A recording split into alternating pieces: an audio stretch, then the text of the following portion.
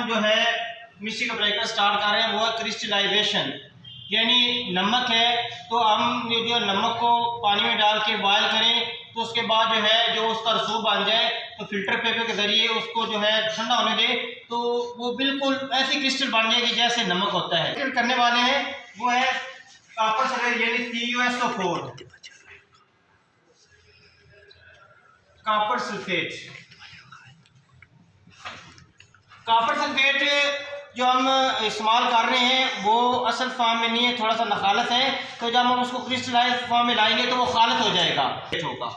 तो अब हम आते हैं प्रैक्टिकल की तरफ, जो है ना इसको हम बकायदा प्रैक्टिकल तौर पे देखते हैं। आएंगे तो पानी के अंदर डालेंगे, पानी को लेके आते हैं तो इसके अंदर हम डालेंगे कॉपर सल्फेट मिक्स हो रहा है।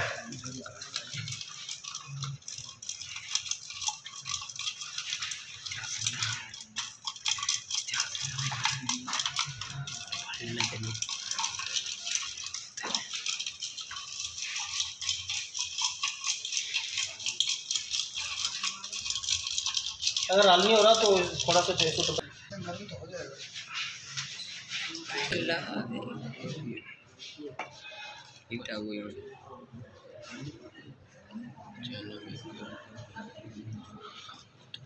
आप उस वक्त तक इसको हिट देते रहेंगे जब तक ये थोड़ा सा गाढ़ा नहीं हो जाता।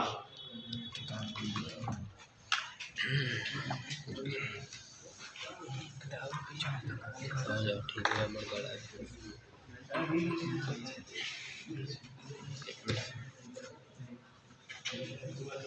सबको नजर आ रहा है? सर जमीन